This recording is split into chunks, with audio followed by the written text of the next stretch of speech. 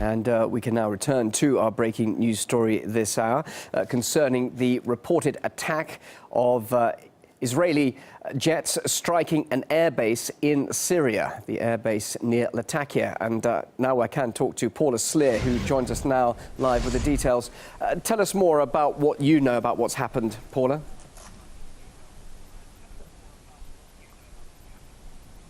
Well, from what we're hearing, an Obama administration official has confirmed to media that Israeli warplanes struck a military base near the Syrian city of Latakia. The target of that attack is believed to have been missiles and other related equipment that Israel allegedly believed was making its way into the hands of Hezbollah. There was an earlier report that suggested that there were two Israeli strikes, one near the city of Latakia and the other inside Damascus itself.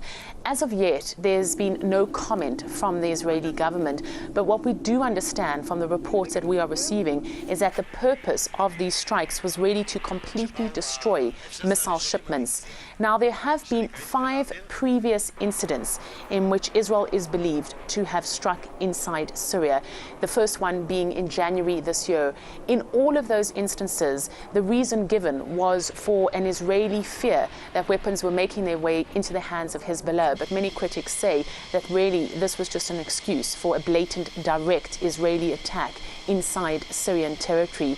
In the past, Damascus has threatened to retaliate strongly, and of course this is something that we will continue to monitor. And Paula, of course, this comes at a time when there are efforts to remove chemical weapons from Syria. Tell us, how is that progressing?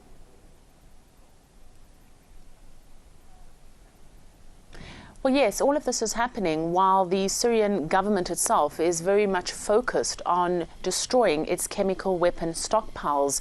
The process, according to the Organization for the Prohibition of Chemical Weapons, is on track. In fact, they say that the latest deadline was reached 1 day ahead of when it needed to be, and that was for Syria to completely destroy all equipment that is used for mixing, for producing and filling chemical weapons. So that was all destroyed by the 31st of October, even though the deadline set was the 1st of November.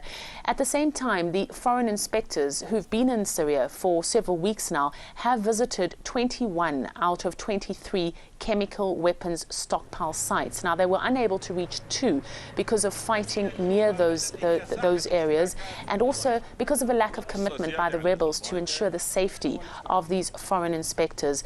But what we are hearing from both the inspectors and the Syrian government is that the deadline is being adhered to, that everything is on track for the final deadline, which is the middle of next year, by when Syria will have completely destroyed all its chemical weapon stockpiles.